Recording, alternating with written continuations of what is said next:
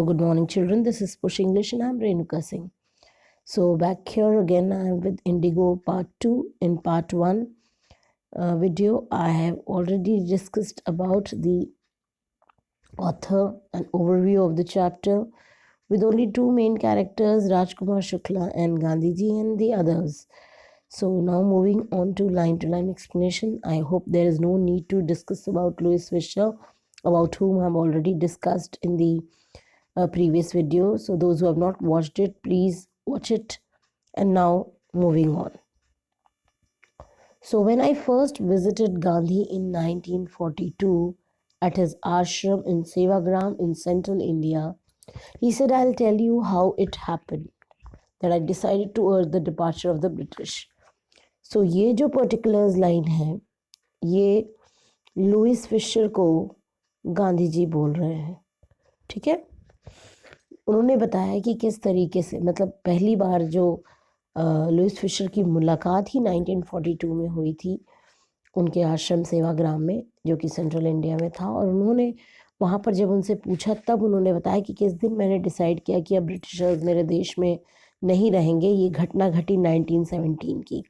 तो एक तरीके से ये पूरा उस वक्त का थ्रोबैक है, या ये कह लीजिए कि लुइस फिशर को बताते वक्त वो वापस इतने सालों के बाद, यानी 1942 में 1917 की बात कर रहे हैं।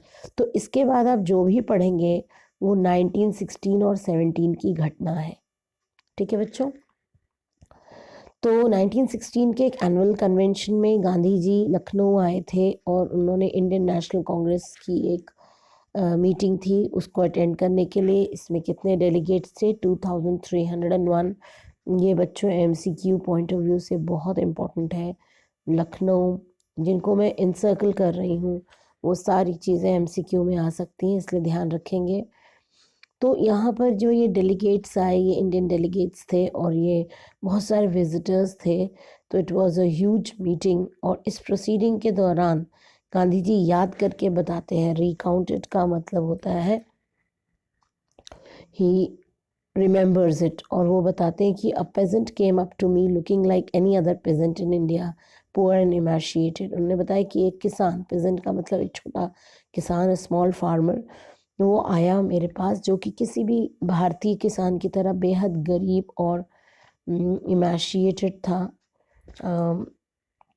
And said I am Rajkumar Shukla. और उन्होंने बोला कि मैं, इमेशिएटेड का मतलब बता दूं बच्चों, थिन होता है, बहुत ही दुबला पतला, बेहद गरीब सा दिखने वाला। तो उसने अपना इंट्रोडक्शन दिया, राजकुमार शुक्ला। और अगर आपको याद हो तो राजकुमार शुक्ला की मैंने पिछले वीडियो में एक पिक दिखाई थी जिसमें वो स्टैम्प, एक पोस्टल स्टैम्प पर उनकी फ़ोटो है। जिन्होंने नहीं देखा है प्लीज़ फर्स्ट वीडियो देख लीजिएगा। So this man was from Champaran. और ये इन्होंने कहा कि गांधी जी, मैं चाहता हूँ आप मेरे साथ मेरे डिस्ट्रिक्ट कर चलें। गांधी जी ने इससे पहले इस जगह के बारे में कभी नहीं सुना था। अब ये जगह कहाँ थी ये भी आपको ध्यान रखना है बच्चों, क्योंकि ये MCQ में या शॉर्ट आंसर क्वेश्चन में ये आ सकता है, ठीक है, MCQ और SAQ में, ठीक है। तो चंपारण कहाँ है? Champaran is in the foothills of towering Himalayas. Towering means which are very high.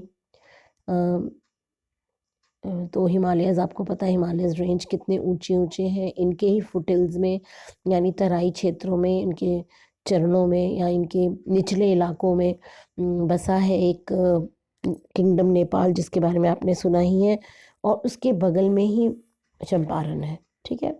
तो एक एंशियंट अरेंजमेंट के तहत जो है चंपारण पेजेंट्स जो थे वो शेयर क्रॉपर्स बन गए थे। पहले मैं आपको थोड़ा सा शेयर क्रॉपर के बारे में बता दूं, इससे पहले कि मैं आगे समझाऊं, क्योंकि राजकुमार शुक्ला भी उन्हीं में से एक थे। लेकिन राजकुमार शुक्ला अनपढ़ थे बट रेजोल्यूट थे, बहुत ही डिटर्मिन्ड थे। इसलिए वो गांधी जी के पास आए इस कांग्रेस सेशन में, उनको कंप्लेन करने कि ये जो इनजस्टिस हो रहा है हमारे साथ बिहार में, लैंडलॉर्ड सिस्टम जो है, लैंडलॉर्ड जो है हमारे साथ अन्याय कर रहे हैं। तो किसी ने उनको बताया तुम गांधी जी से बात करो, और इसीलिए गांधी जी से मिलने वो यहाँ पहुँच गए थे। तो अब मैं आपको बच्चों थोड़ा सा बता दूं, मैं शेयर क्रॉपिंग के बारे में बता रही थी आपको। शेयर क्रॉपर्स ये कैसे बने ये पेजेंट? शेयर क्रॉपर्स एक्चुअली, आप अगर इस वर्ड को ब्रेक करके देखिए तो इन्हें अपनी क्रॉप शेयर करनी पड़ती है। किससे शेयर करनी पड़ती है? जिनकी ज़मीनें होती हैं। तो ये ज़मीनें किसकी थी? इन लैंडलॉर्ड्स की थी। अब ये लैंडलॉर्ड्स कौन थे यहाँ पर? इन्होंने बड़े-बड़े यहाँ पर दे हैव ओन्ड एस्टेट्स, इन्होंने बागान यहाँ पर शेयर था इनका, ऑक्यूपाई कर रखा था। ज़मीनें तो ये भारतीय थी जब भारत देश में है तो, लेकिन ज़बरदस्ती कब्ज़ा जमाया हुआ था ब्रिटिशर्स ने और वो एक्सप्लॉइट कर रहे थे इन टेनेंट्स को। यहाँ पर इनके टेनेंट्स कौन हैं? यही इंडियन फार्मर्स, यही चंपारण के फार्मर्स। टेनेंट्स इसलिए कह रही हूँ मैं क्योंकि इन्हें एक तरीके से किराया देना पड़ता था, तो ज़मीनें इनकी नहीं थी, भारत के होते हुए भी ब्रिटिशर्स ने ऑक्यूपाई की थी। इन ज़मीनों पर ये क्रॉप उगाते थे और रेंट के तौर पर इन्हें उस क्रॉप का कुछ हिस्सा देना पड़ता था। तो टेनेंट्स को ये एक्सप्लॉइट कर रहे थे। ठीक है, आई होप इतना काफ़ी है और उसके बाद आगे जैसे जैसे आएगा मैं आपको समझाती जाऊंगी। इन केस अगर आपको लगेगा कि मैंने कोई लूप होल रह गया है, कोई कमी रह गई है, कहीं कुछ आपको समझ में नहीं आ रहा, प्लीज़ तुरंत मुझे कमेंट बॉक्स में डालिएगा। I will clarify your doubts. Gandhi ji ने, खैर कहानी आगे बढ़ती है, गांधी जी ने शुक्ला जी से कहा कि भाई फ़िलहाल तो मेरा जो अपॉइंटमेंट है वो कानपुर में है। आप ये ध्यान दें ज़रा, कानपुर, एक्चुअली ये हमारा कानपुर ही है, लेकिन चूंकि ब्रिटिशर्स ने इसको नेम किया था इसलिए उसका नाम कानपुर रखा था। ठीक है, और बाद में ये कानपुर हो गया। तो उसके बाद उन्होंने कहा भाई अभी तो मुझे कानपुर जाना है और उसके बाद मैं इंडिया के बाकी पार्ट्स में जाने वाला हूँ। तो शुक्ला जी भी कम नहीं थे, उन्होंने एकम्पनी किया गांधी जी को हर जगह। गांधी जी जब अपना सारा काम कंप्लीट करके वापस आश्रम आ गए तो वहाँ तक भी शुक्ला जी ने उनको फॉलो किया और महीनों तक हफ्तों तक, वीक्स तक, फॉर वीक्स, हफ्तों तक गांधी जी का पीछा नहीं छोड़ा। बस जब भी गांधी जी से उनकी नज़र मिलती वो सिर्फ एक ही बात कहते, प्लीज़ आप डेट फिक्स कर दीजिए कि मैं कब आऊँ आपको लेने। आप डेट जब तक फिक्स नहीं करेंगे मैं आपका पीछा नहीं छोड़ूंगा। तो इस शेयर क्रॉपर की यानी राजकुमार शुक्ला की टेनेसिटी और स्टोरी से इतने इम्प्रेस हुए गांधी जी कि उन्होंने कहा ठीक है भाई, मैं फला डेट पर, सच एंड सच डेट पर मैं कैलकाटा आ रहा हूँ, तुम वहाँ आ जाओ और मुझे वहाँ से ले चलो अपने चंपारण। टेनेसिटी का मतलब बता दो बच्चों। टेनेसिटी का मतलब होता है दृढ़ता, determination. A person who is well determined, so determination को हम टेनेसिटी कहते हैं। और कहानी तो यहाँ आपको पता ही है, ये शेयर क्रॉपर्स की कहानी, तो इसके बारे में ज़्यादा डिटेल मैं अभी बता ही चुकी हूँ आपको। तो हुआ ये कि महीनों गुजर गए, शुक्ला जी ही was sitting on his haunches. Haunches का सिटिंग ऑन हिज हॉन्चेस आपने देखा होगा कि गांव वगैरह में लोग कैसे बैठते हैं, अपनी दोनों घुटनों को अपने सीने से लगा करके और बड़े आराम से इस तरीके से वो लोग बैठ जाते हैं, तो उसको ऑन हिज हॉन्चेस बोलते हैं। ये एक फ्रेज़ भी है जिसका मतलब है ऑलमोस्ट रेडी। ठीक है ना, इसका मतलब ये भी होता है। तो ये दो मीनिंग्स हैं इसके। एट द अपॉइंटेड स्पॉट, तो वहाँ पर जो कलकत्ता में जहाँ मीटिंग होनी थी उनकी, गांधी जी वहाँ आए और उन्होंने उस अपॉइंटेड स्पॉट में उन्होंने पाया कि वो वेट कर रहे थे। उन्होंने इंतज़ार किया गांधी जी अपना काम पूरा कर लें, फिर दोनों ने एक ट्रेन पकड़ी और वो पटना चले आए बिहार में। There Shukla led him to the house of a lawyer name Rajendra Prasad, और पटना में घर था राजेंद्र प्रसाद जो कि एक फेमस लॉयर थे, उस वक्त वहाँ वकील थे। बाद में यही राजेंद्र प्रसाद, अगर आपको याद है, बहुत फेमस है, तो ये बने कांग्रेस पार्टी के प्रेसिडेंट और उसके बाद बने भारत के प्रेसिडेंट। तो this is very very important from MCQ SAQ point of view. ठीक है बच्चों, एग्जामिनेशन पॉइंट ऑफ व्यू से ये पूरी लाइनें आप एकदम ऐसे ही याद कर लीजिए। This is very very important. खैर, जब ये राजेंद्र प्रसाद के पास पहुँचे तो वो टाउन से बाहर थे। सर्वेंट्स ने सोचा ये तो शुक्ला जो है ये तो वही गरीब ह्यूमन, मतलब एक फार्मर है, एक नॉर्मल आदमी, बेहद गरीब, जो कि हमेशा हमारे मास्टर को यानी राजेंद्र प्रसाद जी को पेस्टर करता रहता है। पेस्टर्ड का मतलब है ट्रबल्ड करना, परेशान करना। ठीक है, ट्रबल्ड। और इंडिगो शेयर क्रॉपर की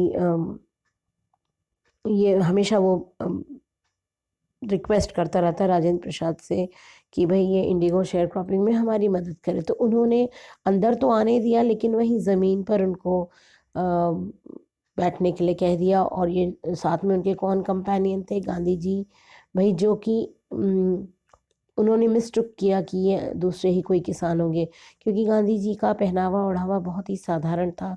वो सिर्फ एक धोती बांधे रहते थे, ऊपर से बहुत ठंड होती थी तो शॉल ले लेते थे, तो इसलिए वो बेहद गरीब ही दिख रहे थे।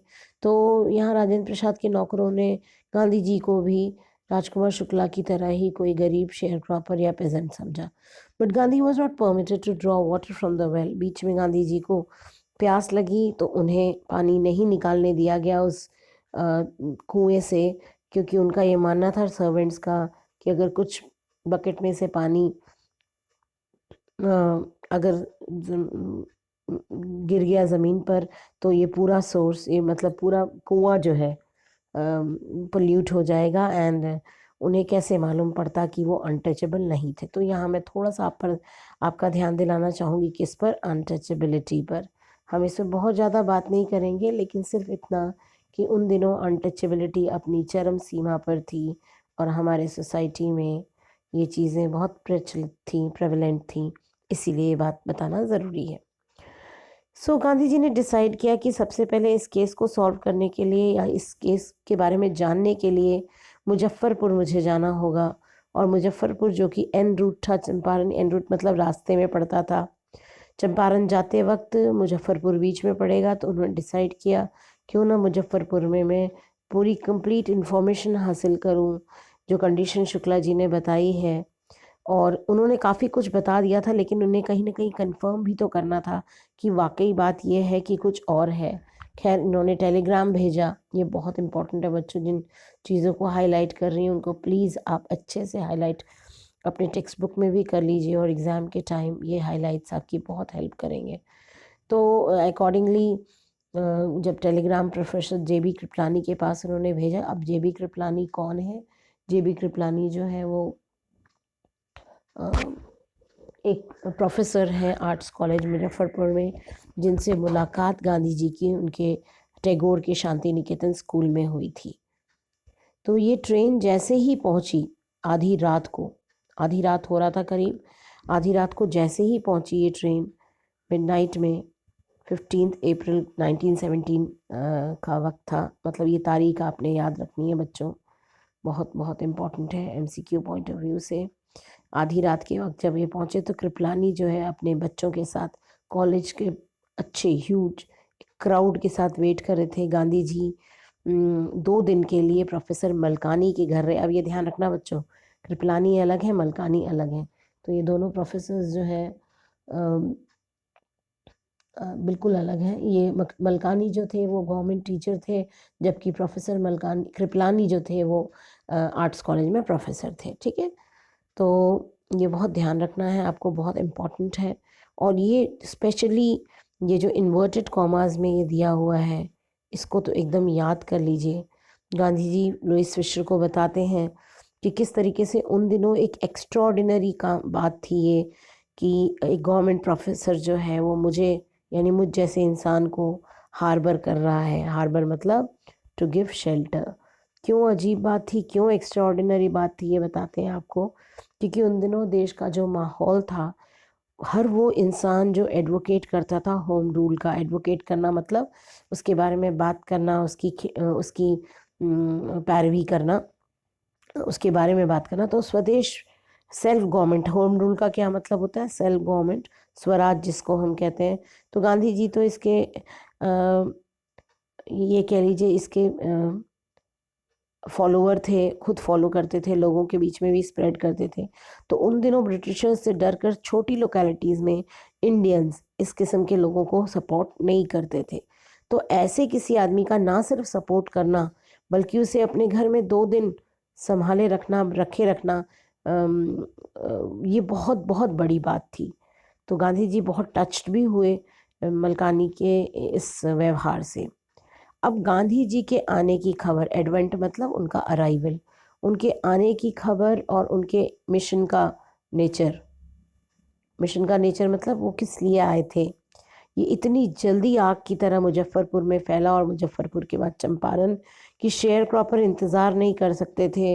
उनका ये मानना था कि हमें जो मुसीबत से आज़ादी दिलाने आ रहा है, ये बंदा चंपारण पहुँचे इससे पहले हम चंपारण पहुँच जाएँ।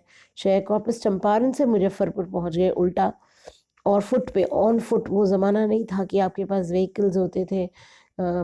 इक्की-दुक्की साइकिलें नज़र आती थी बस, और जो नॉर्मल पुअर मैन है वो भी ओन नहीं करते थे।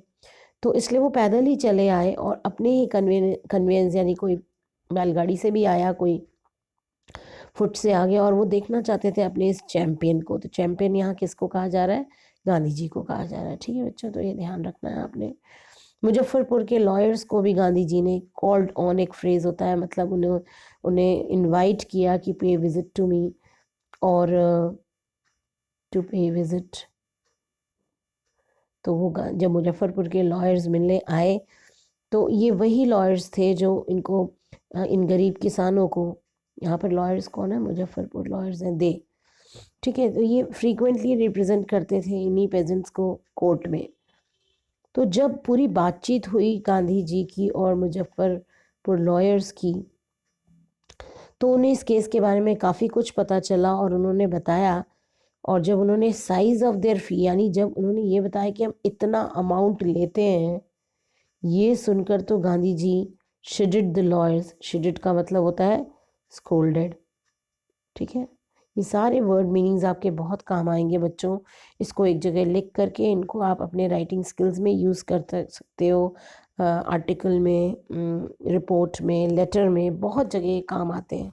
ठीक है, तो ये वोकैबलरी की एक अलग लिस्ट आप बना लीजिए और अपनी डायरी में आप नोट करते जाइए इसको। तो गांधी जी ने इन लॉयर्स को बहुत डांटा इसलिए कि इन शेयर क्रॉपर से, इन गरीब किसानों से जो ऑलरेडी इतने सफरिंग्स, इतने मुश्किलों से गुजर रहे हैं, उनसे आप इतना ज़्यादा अमाउंट कैसे ले सकते हो। उन्होंने कहा कि मैं इस कंक्लूजन पे पहुंचा हूँ कि हमें लॉ कोर्ट्स नहीं जाना है। We should stop going to law courts. इन केसेस को लॉ कोर्ट में ले जाना कुछ फ़ायदा नहीं करेगा, क्योंकि उनका ये मानना था कि ये पेजेंट्स इतने डरे हुए हैं, इतने क्रश्ड हैं, फियर स्ट्रिकन हैं, इतने ज़्यादा एक्सप्लॉइटेड और डरे हुए हैं कि ये लॉ कोर्ट्स में कोई फ़ायदा नहीं होगा। असली फ़ायदा इनको तब होगा, असली रिलीफ तब होगा जब इन्हें इनके डर से आज़ादी दिलाएं। तो इन्होंने क्या किया, अपना जो एक कहना चाहिए मुहिम की जो शुरुआत थी, वो समझ गए कि लॉ कोर्ट्स में रिप्रेजेंट करना अभी कोई मतलब ही नहीं निकलता, क्योंकि इतने फेयर स्ट्रिकन है, इतने पेजेंट्स डरे हुए हैं कि अगर कोर्ट में इनसे पूछा जाएगा कि भाई आपके साथ कुछ एक्सप्लॉयटेशन आपका कर रहा है, कोई टॉर्चर कर रहा है, तो ये ना कर देंगे, इतने डरे हुए थे। इसलिए इन्होंने पहले ये स्टेप 1 ये उठाया कि पहले इनको आज़ादी दिलानी है इनके डर से। ठीक है, तो अब थोड़ा सा चंपारण पे आते हैं, जहाँ पर वहाँ का जितना भी एरेबल लैंड, यानी जितनी ज़मीन कल्टीवेशन के लायक थी, वो बड़े बड़े एस्टेट्स में बटी हुई थी। ठीक है, और ये एस्टेट्स कौन ओन कर रहे थे? यही इंग्लिशमैन, जिनके बारे में मैंने आपको बताया। और यहाँ पर ये इंडियन फार्मर्स टेनेंट्स की तरह काम करते थे। टेनेंट्स क्यों कह रहे हैं हम? क्योंकि वहाँ पर जो वो खेती करते थे, वहाँ का कमर्शियल क्रॉप था इंडिगो। ठीक है, इंडिगो के बारे में मैंने आपको फर्स्ट वीडियो में दिखाया है बच्चों। पिक जिन्होंने नहीं देखा है प्लीज़ इसको देख लीजिएगा। ये बहुत ही खूबसूरत नीले रंग का फूल होता है और इससे कलर्स निकाले जाते हैं, और यही नील जो है आपके कपड़ों में आपने देखा होगा कि कपड़े हम नीले करते हैं उससे। तो ये इंडिगो उस वक्त मेन कमर्शियल क्रॉप था। लैंडलॉर्ड्स ने पहले तो कंपेल किया कि भाई तुम इंडिगो लगाओ सारे टेनेंट्स को, और उसके बदले में उन्हें उसका 3/20 हिस्सा यानी 15% जितना भी होल्डिंग यानी होगा, जितनी भी क्रॉप होगी उसका 15% ये दे देंगे ब्रिटिशर्स को, लैंडलॉर्ड्स को। और ये पूरा का पूरा entire indigo harvest as rent, मतलब उन्हें मेहनत भी करनी है और ज़मीनों के बदले अपनी मेहनत भी करेंगे, और वो इंडिगो हार्वेस्ट को रेंट के तौर पर इनको दे भी देंगे। तो ये एक लॉन्ग टर्म कॉन्ट्रैक्ट के तहत ये चीज़ की जा रही थी, जिसकी वजह से अब यहाँ प्रॉब्लम आती नहीं, सब कुछ ठीक ठाक चल रहा था। ठीक है, प्रॉब्लम कहाँ आई? प्रॉब्लम आई जब इन इन किसान भाइयों को मजबूर किया जाने लगा। किस चीज़ के लिए मैं बता रही हूँ आपको, आगे बढ़ते हैं थोड़ा, पहले यहाँ पर आते हैं। हाँ, तो लैंडलॉर्ड्स जो थे उनको ये समझ में आ गया कि जर्मनी में जो है एक सिंथेटिक इंडिगो बना लिया है। यानी अब तक जो हमारे भारतीय किसान थे वो नेचुरल इंडिगो उगा रहे थे, ठीक है। मार्केट में अब आ गया, जर्मन्स ने मार्केट में ला दिया सिंथेटिक इंडिगो। सिंथेटिक इंडिगो क्या होता है बच्चों? सिंथेटिक इंडिगो होता है जहाँ पर हम इस फ्लावर का इस्तेमाल नहीं करते, कोई नेचुरल चीज़ नहीं यूज़ होती, उसमें केमिकल यूज़ करके उन्होंने मार्केट में इंडिगो ला दिया। अब इसकी डिमांड कम हो गई, जो नेचुरल हमारे इंडिगो थे, तो ब्रिटिशर्स ने ये डिसाइड किया कि हम जो है अब इंडिगो नहीं उगाएंगे, ठीक है। दे thereupon obtained agreements from the sharecroppers to pay them। अब ये लोग कहने लगे कि हम तभी तुमको रिलीज कर पाएंगे इस 15% अरेंजमेंट से किसानों को जब तुम कंपनसेशन दे दोगे। ये तो वही बात हुई कि हमें तो कोई फ़ायदा नहीं हुआ जब आप नेचुरल इंडिगो उगवाते थे तब भी, और जब सिंथेटिक इंडिगो मार्केट में आ गया है तब भी, तो हम क्यों कंपनसेशन दें। तो यहाँ पर ये चीज़ें थोड़ी सी गड़बड़ होना शुरू हुई। अदरवाइज़ इससे पहले तो किसान भाई उन मजबूर होकर जो ऐसा ब्रिटिशर्स कहते थे वैसा कर रहे थे।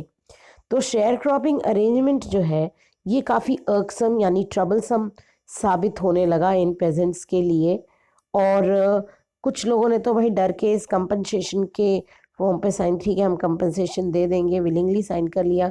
कुछ लोगों ने रेजिस्ट किया, कुछ लोगों ने लॉयर्स इंगेज कर लिए, ठीक है। मतलब सबका अपना अपना अलग तरीका था। और देखिए यहाँ पे उन्होंने लॉयर्स इंगेज किए यानी लॉयर्स हायर किए, और लैंडलॉर्ड्स ने थग्स हायर कर लिए। थग्स का मतलब होता है गूंस, गुंडा हिंदी में बोलते हैं, गूंस, ठीक है, इंग्लिश में गूंस कहा जाता है। तो मीनवाइल ये इन्फॉर्मेशन सिंथेटिक इंडिगो वाली जैसे ही इलिटरेट पेजेंट्स को मिली, उनको सारा मामला समझ में आ गया कि आखिर ऐसा क्यों हो रहा है। तो जिन लोगों ने साइन किया था वो भी, या कंपनसेशन पे कर दिया था, वो भी अपना पैसा वापस मांगने लगे। और यही बना एप्पल ऑफ डिस्कॉर्ड, यानी ये बना डिसएग्रीमेंट का कारण, ये बना लोगों के बीच में एक विरोधाभास हुआ। और यहाँ पर लैंडलॉर्ड्स और पेजेंट्स जो हैं एक दूसरे के ऑपोजिट आकर खड़े हो गए, कन्फ्रंट करने लगे। तो बच्चों यहाँ तक मुझे लगता है इस पार्ट 2 के वीडियो को रहने देते हैं, अगला मैं पार्ट 3 में करूँगी। जिन बच्चों ने प्लीज़ फर्स्ट 2 वीडियोस नहीं देखे हैं देख लीजिए। और I hope everything is all at your end children. Take care, bye bye, God bless you all. Yeah.